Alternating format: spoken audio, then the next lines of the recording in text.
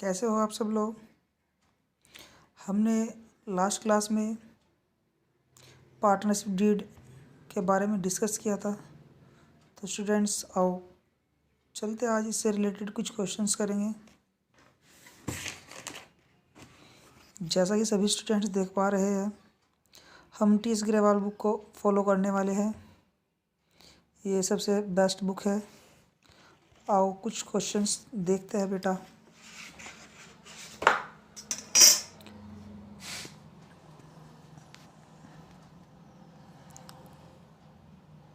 Question number 1,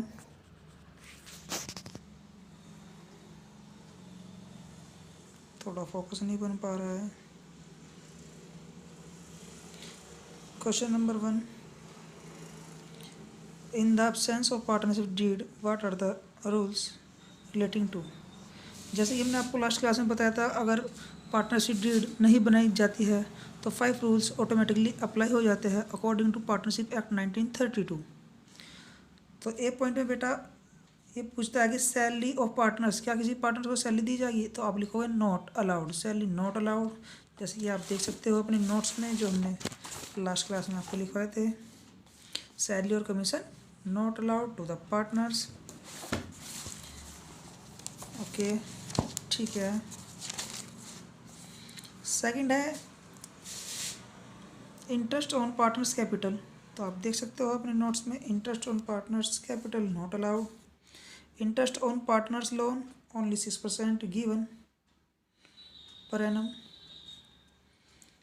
division of profit should be equally all the partners. Interest on partner drawing not charge. Okay students, तो ये partnership से related questions है कुछ। I hope सभी students कर सकते हैं। बस आपको ये 5 रूल्स अपने माइंड में रिकॉल करने हैं। तो चलो एक और क्वेश्चन मैं आपको थोड़ा सा बता देता हूँ। क्वेश्चन नंबर 2, जैसे कि आप देख पा रहे हैं, following difference have arisen among PQR, state who is correct in each case. तो बेटा ये बता रहा है कि PQR 3 पार्टनर्स हैं जिन्होंने पार्टनरशिप फर्म को स्टार्ट किया था और उनके बीच कुछ डिस्प्यूट अराइज हो गए और आपको बताना है कि कौन सा सही बात कर रहा है। जैसे कि आप देख रहे हो ए में है, P use 20,000 belong to the firm and made a profit of 5,000। क्या किया पी ने बेटा? 20,000 रुपये फर्म से लिए और उनका यूज़ कर कर उस पर 5,000 रुपये का प्रॉफिट अर्न किया। Q and R want to the amount to be given to the firm. Q और R चाहते हैं कि ये 5,000 रुपये का जो प्रॉफिट अर्न किया है P के द्वारा, ये फर्म का होना चाहिए। तो आपको बताना है ये बात सही है या गलत है। देखो स्टूडेंट्स, अगर वो 20,000 रुपये फर्म से ना लेता तो शायद 5,000 रुपये का प्रॉफिट ना कमा पाता। ठीक है, इसलिए P को मस्ट है कि 25,000 रिटर्न करने होंगे पार्टनरशिप फर्म को। ओके, ठीक है। नेक्स्ट है Q used 5,000 belong to the firm. Q ने भी ऐसे ही 5,000 रुपये यूज़ किए, लेकिन उसको क्या हुआ? सफर्ड ए लॉस, उसने 1,000 रुपये का उस पर लॉस हो गया। अब Q चाह रहा है कि यह लॉस फर्म बियर करे। तो आपको बताना है बात सही है या गलत है। तो बेटा आपको पता है सुख के साथी सभी होते हैं लेकिन दुख का साथी कोई नहीं होता। तो इसलिए Q को 1,000 रुपीज़ का लॉस अपने आप ही बियर करना पड़ेगा, न कि फर्म करेगी। ठीक है। सी पॉइंट देखिए बेटा, P and Q want to purchase goods from A limited, R does not agree. P और Q दोनों पार्टनर्स A से गुड्स परचेज करना चाहते हैं लेकिन R एग्री नहीं है। तो ऐसी कंडीशन में क्या होना चाहिए? वैसे तो पार्टनरशिप डीड में लिखा होता है अगर 50% से ऊपर पार्टनर्स एग्री है तो जिनकी जो एग्री है उसकी बात रखी जाएगी, उसकी बात सबसे पहले मानी जाएगी। तो अब आप देख सकते हो R मना कर रहा है लेकिन P और Q खरीदना चाहते हैं, गुड्स परचेज करना चाहते हैं, तो वो कर सकते हैं। Q and R want to admit C as partner. Q और R अब चाहते हैं कि एक नया पार्टनर हमारी फर्म में आ जाए C, लेकिन P डज नॉट एग्री। तो बेटा पार्टनरशिप डीड में पहले ही लिए लिख दिया जाता है कि सभी पार्टनर्स की एग्री होनी चाहिए तभी नया पार्टनर्स एडमिट हो सकता है।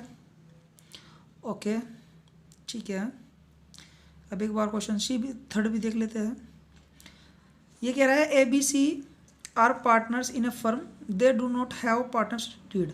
मेरे बेटे आपको सिर्फ इस चीज़ पर फोकस रखना है कि क्वेश्चंस में आपको बोलेगा कि पार्टनरशिप डीड नहीं बनाई गई, पार्टनरशिप डीड साइलेंट है, या कोई प्रोविज़न नहीं किया पार्टनरशिप डीड का।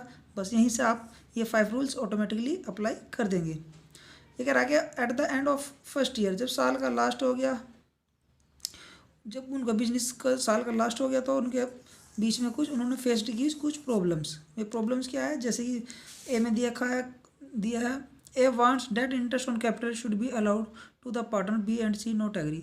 ए कह रहा है कि इंटरेस्ट ऑन कैपिटल चाहिए, बी और सी मना कर रहे हैं। तो बी और सी कौन है, सही है अपनी जगह, क्योंकि पार्टनरशिप में इंटरेस्ट ऑन कैपिटल नहीं गिवन होता, नहीं दिया जाता, नहीं अलाउड होता।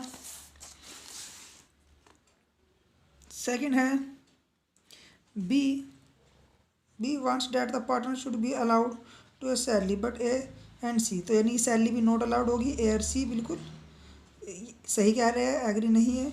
सी देखता है C condition, C wants that the loan given by the firm.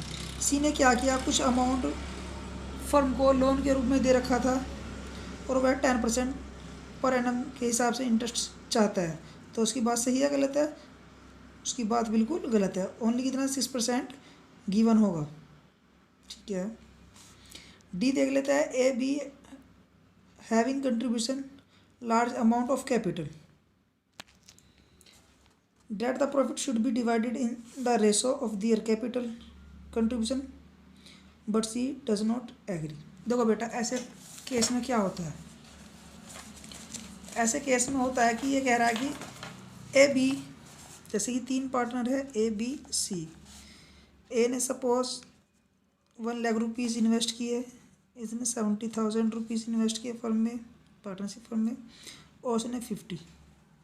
अब फर्म को जो भी प्रॉफिट हुआ, ए और बी चाहते हैं कि इस प्रॉफिट को उनकी कैपिटल के रेशो में बांट दिया जाए।